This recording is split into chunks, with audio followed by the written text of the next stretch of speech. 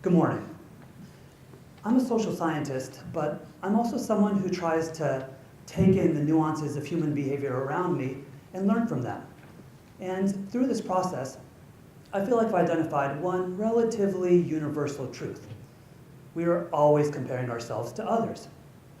I do it, you do it, and pretty much everyone around us does it.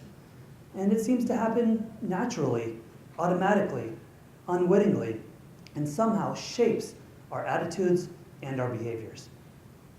In a groundbreaking paper published back in 1954, social psychologist Leon Festinger stated that there exists in the human organism a drive to evaluate his opinions and abilities just in general. Simply put, you and I feel this natural need to judge and assign value to ourselves.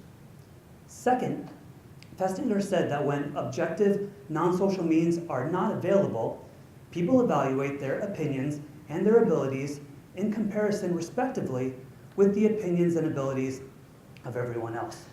That is, we look around and other people become our measuring rod. I feel that this is pretty ubiquitous, especially in our Western culture. And so, to understand how social comparison affects our lives, I think it can be really valuable and helpful to try to answer three questions. Number one, what all do we compare? Number two, when is comparison destructive to our lives? And number three, when is comparison beneficial for our lives? Okay, so let's tackle the first question. What are the things that you and I compare? We compare our body, our height, our weight, our shape, our size, our overall attractiveness. I'm Indian, and when I was younger, I compared the hairiness of my arms and my legs with everyone else around me. I was pretty hairy, and I still am. Our face. We compare our beauty, our skin color, our complexion, the shape of our nose, the size of our pores, our ability to grow a beard, especially during Movember. Now I'm pretty thankful that I'm hairy. We compare our talents, our worldliness, our musical abilities, our artistic abilities, our athletic abilities, our creativity. We compare our education. That could mean our GPA, our SAT scores, our private versus public schooling, our alma maters, our advanced degrees. We compare our career. Many times it feels like other people's jobs are more glamorous and more fulfilling and more rewarding, and ours just don't. Our popularity. We want other people to like us and want to hang out with us and call us and text us and friend us and follow us. And sometimes we compare how much it seems like we're liked with how much it seems that other people are liked. And sometimes it really bothers us. Sometimes we feel pretty alone and left out, and we ask ourselves, what is wrong with me? Our relationship status. Many of us want to be in a relationship. We want to have someone to love and for someone to love us back. And when you're single, everywhere you look, there's couples holding hands or otherwise touching each other, and you're like, ah. But then eventually, of course, you will get into a relationship, but then we start to evaluate the level of romance in our relationship as compared to those around us. Why doesn't my man open the car door for me? Or write me songs on guitar? Or ask me meaningful questions about my day? Or why doesn't my girl want to watch football with me all weekend? Or care about my hobbies? Or respect me like other people at work respect me? Now, of course, I'm generalizing and I'm stereotyping a little bit, but you know what I mean. We compare the level of adventure in our lives. Some people around us seem to be living such exciting and glamorous and adventurous lives, the jet setting and exploring and globetrotting. And we're like, so, for my last vacation, I went to go see Shamu. We compare our level of success. Especially as we get older, I feel like we've got this mental ledger of accomplishment that, okay, hopefully is getting longer, but it may not be as long as that of other people that we know. I mean, you could have accomplished a whole lot in your life, but sometimes you still ask yourself, what am I doing? And does any of this actually matter? And am I really making a difference? Okay, so all of this begs the really important follow-up question. Why? Why do we compare? According to Merriam-Webster, to compare is to look at two or more things closely in order to identify what is similar or different about them, or in order to decide which one is better. To decide which one is better. You know, that seems more in line with making a choice about two flavors of ice cream, or what colored t-shirt you want to wear, or what movie you want to watch in the theaters. But, you know, to like hold yourself and others up to that same sort of measurement system seems a little bit reductionistic. You know, it seems to sort of do humanity a disservice by devaluing it. Why do we choose to compare ourselves to others so very much?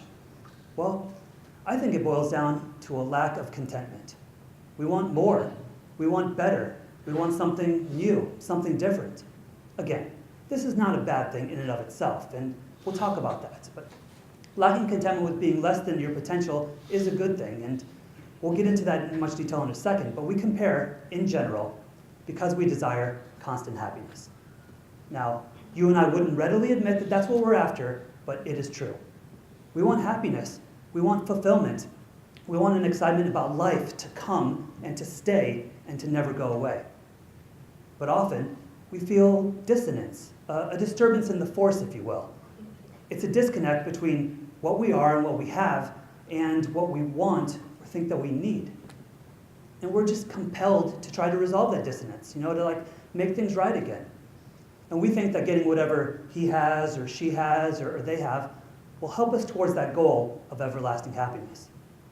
And perhaps it will. I mean, it kind of does, at least for a little while, but then it fades. I mean, you know that. And then we're constantly chasing it. I mean, what am I really looking for? I'm looking to feel a feeling that doesn't ever go away. Again, you and I are looking to feel a feeling that doesn't ever go away. But it's a feeling. It's not a state of being. Feelings, by definition, go away. They're temporary. They change. And then we're on to the next thing, you know, like continually searching for that one solution, that one answer that will resolve the dissonance that we're experiencing. And we're hoping that this time it will finally do the trick. And we're hoping that this time it will finally last for forever. But it doesn't. We're actually being manipulated whether we realize it or not, because it promises the real thing, but then it delivers the counterfeit. And not only are we left unsatisfied, but it can actually do us harm unless we're careful about it. So, when is comparing ourselves to others destructive? Well, I think it's destructive when it brings us down. I think it is really awful when it serves as a constant reminder that we do not measure up to some sort of standard that's been set. I mean, we receive so many messages on a daily basis from society, media, culture, our peer group, that point out our flaws, our inadequacies, our dysfunctions, our failures, and everything else unflattering about us. And over time, our circle of comparison is widening. You know, instead of seeing points of comparison just at school or at the mall or at TV, now it feels like we're inundated with points of comparison across social media and across our globally connected society. And all these messages are subtly telling us that we're not good enough. But what we need to remember is that the standard that has been set is artificial. It's a social construct. And reaching that standard does not equate to constant happiness. Ever. Never, ever will. You know, if you ask the wealthiest or the best looking or the most successful or the most adventurous people out there, they will tell you that it doesn't do it for them. It doesn't equate to constant happiness. I once read a quote by Jim Carrey, and he said specifically that I think everyone should get rich and famous and do everything that they dreamed of so that they can see that it is not the answer. But even still, some of us keep on comparing ourselves to others. And then we just keep on striving and hustling and scrambling and grinding. All of this said, though, we must ask the important question, when is comparing ourselves beneficial? You know, when is it good for us?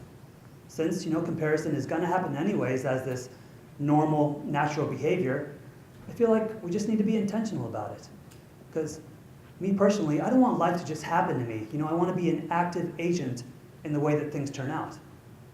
Jewel, who was one of my favorite acoustic folk country singer-songwriters when I was growing up, has said that what we call human nature, in actuality, is human habit. And our habits shouldn't be boundaries that hedge us in and keep us from living life to the fullest. So, it seems like we should try to figure out how to compare ourselves to others in a way that actually makes our lives better. I believe that comparing ourselves to others is good when it lifts us up and when it inspires us towards healthy and life-affirming choices. For example, I use comparison as motivation to work a little harder in the gym so I can be a little bit better on the sports fields. But I am always aware of the fact that I am not a world-class athlete. And I know that I'm limited by the time and the money that I have to spend on fitness and, of course, by genetics. I can only do so much. Also, I know I'm never going to be able to sing like Adam Levine or John Legend or Ed Sheeran, no matter how hard I practice, simply because I do not have a large vocal range. I just don't. However, with that said, I still want to live in my potential. I do want to live in my potential when it comes to my level of fitness and my singing ability, even if they are limited. I want to live in my potential when it comes to my looks, or my career, or the level of romance or adventure in my lives. And I really feel like most of us, with a realistic and balanced perspective, know whether we're living at or below our potential in every area of comparison that I previously mentioned. Now, we shouldn't be overly hard on ourselves, but we shouldn't sell ourselves short. And I bet each of us can point out to areas in our lives where we're really doing our best at and areas that we're slacking at. And all I'm saying is that I feel like we should commit to working on those. And remember, we spend so much time comparing up and so little time comparing down. It might very well revolutionize your perspective on your life if you would spend as much time each day comparing yourself to those who are less fortunate than you do comparing yourself to those you think are more fortunate than you. But this isn't as natural and automatic. It takes effort and concentration and even discipline to make it a habit. And so again, we just have to be intentional about it. We have to intentionally count our blessings frequently, and I think in every area. And I think that'll help us so much with our perennial lack of contentment, which again is at the root of social comparison. Plus, I really believe that we have to control our exposure to whatever adds fuel to that desire. We have to get off this proverbial gerbil wheel, and the only way that I've succeeded in doing that is to fervently protect my mind and my thoughts and not open them up to any sort of influences that might weigh them down. Proverbs 23:7 says that, as a man thinks in his heart, so is he. And the gist of that verse is reflected in the writings of so many other world religions. And I think from experience, we would all say that it's true. Is checking out celebrities and fitness models making you dislike the way that you look more and more? Is watching HGTV all the time making you hate where you live? Are romantic movies making you sort of pine for love in all the wrong places? Is always seeing the highlight reel of your friends on Instagram and Facebook making you jealous and bitter? We just have to remember that we actually have control over what we subject ourselves to.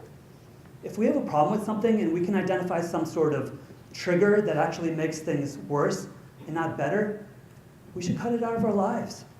I mean, if you struggle with alcohol addiction, you just can't be going to the bar all the time. And if you're addicted to junk food, you sort of have to control what's in your refrigerator and what's in your pantry. And if online porn addiction is destroying the intimacy in your romantic relationships, you should probably have some strong filters and accountability in place. Now, I'm not minimizing the destructive role that addiction can play in a person's life. All I'm saying is that we definitely have some control to change some of the circumstances surrounding it. Many of us, believe it or not, are addicted to comparison, and we don't even realize it. I was there, but I made a lot of progress when I realized that I definitely have agency. I can allow or disallow stuff into my mind and into my life, and I can thereby shape my attitudes and my actions. This has been, honestly, perhaps the most profound thing that I've ever learned. When I struggle with comparing myself to others, I always tell myself that I just need to be the best version of me. That's it. Not the best version of anyone else. And you need to be the best version of you, whatever that means to you. And I think that you'll know. We have such a hard time valuing ourselves just the way that we are, just the way that we're created. And we're always looking to everybody else to give us our value and our worth, to tell us that we're beautiful or wonderful or successful. But then we're always at their mercy, and we're never in control of our own lives. And plus, we know their opinions and standards are changing all the time anyways. Yes, it is nice to be affirmed by others, but it is a no-win situation if we do what we do just so that we're accepted and admired and envied and validated by others. Because, and this is key, once we give them the power to validate us, we have also given them the power to invalidate us. And that is no way to live. Comparing ourselves to others is inevitable. You and I, we're going to keep doing it for the rest of our lives. But if it is bringing you down by constantly reminding you of your inadequacies and pointing out how you are never going to be good enough, do whatever you need to do to reduce its influence. Every moment that you spend destructively comparing is a moment that you could have used to push yourself towards your potential. Yeah, you'll have to remove the source of those negative messages from your life, as much as you possibly can.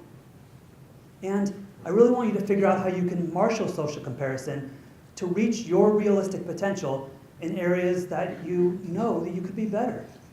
Comparison can be so good if we're intentional about it. Finally, take the time to compare down and not always compare up. You will honestly be amazed as to how your perspective on life changes when you realize that things could truly be so much worse. And hopefully, the more thankful that you are, the more motivated you'll be to really make sure that comparing yourself to others is helping you and not hurting you, that it is serving you in your life goals, and that you are not serving it. Thank you.